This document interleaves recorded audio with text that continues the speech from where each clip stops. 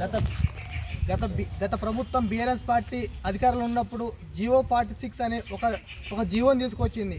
ఆ జీవో అనేది గ్రామీణ ప్రాంత అభ్యర్థులకు తీవ్ర అన్యాయం జరిగింది. ఈరోజు ప్రతిపక్షంలో ఉన్నప్పుడు కూడా కాంగ్రెస్ పార్టీ ఒక హామీ ఇచ్చింది, మేము అధికారంలోకి వస్తే 100% మేము జీవోను తొలగించి మెరిట్ స్టూడెంట్స్ న్యాయం చేస్తా అన్నది. కానీ ఈరోజు అధికారంలోకి వచ్చినాక రేవంత్ రెడ్డి ప్రభుత్వం కానీ ఎటువంటి మాకు నిర్ణయం చేయకుండా నెక్స్ట్ నోటిఫికేషన్కి మేము జీవోను రద్దు చేస్తాం తప్ప ఇప్పుడు మెరిట్ స్టూడెంట్కి న్యాయం చేయాలన్న ఉద్దేశంతో ఆ ప్రభుత్వం మాకు తెలుస్తుంది. తక్షణం చెప్తా ఉన్నాం, రేపటి అసెంబ్లీలో చర్చ నడవబోతుంది రేపు పార్ట్ 6 గురించి. తక్షణమే మాకు మెరిట్ స్టూడెంట్ న్యాయం చేసి జియో 46 రద్దు చేసి మాకు న్యాయం చేయాలని డిమాండ్ చేస్తా ఉన్నాం. లేని పక్షంలో మేము ప్రభుత్వానికి వ్యతిరేకంగా దేని చేయడానికి సిద్ధం అని చెప్తా ఉన్నాం. 46 జియో సంబంధించి గత ప్రభుత్వం తప్పేం చేసిందని కాంగ్రెస్ పార్టీ అధికారంలోకి వచ్చింది.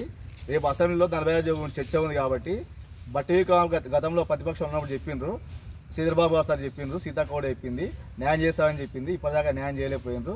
రేపు చర్చలో భాగంగా కనీసం 2000 పోస్టులు న్యూమెరికల్ పోస్ట్ క్రియేట్ చేసి మెరిట్ విద్యార్థులకు న్యాయం చేస్తారంటే ఎటువంటి లీగల్ ఇష్యూలు ఉండవు కాబట్టి 2000 ఉద్యోగాలు క్రియేట్ చేసి ఆ లీగల్ ఇష్యూలు లేకుండా ఆ టీఎస్పీఎస్సీ ఉద్యోగాలు భర్తీ చేయాల్సిన కోరుతున్నాం. ఇంకోటి ఇది ఏం పక్షంలో రాబోయే ఎమ్మెల్సీ ఎలక్షన్లో ఎంపీ ఎలక్షన్లో కాంగ్రెస్ ప్రభుత్వానికి గట్టి బుద్ధి చెప్తాం.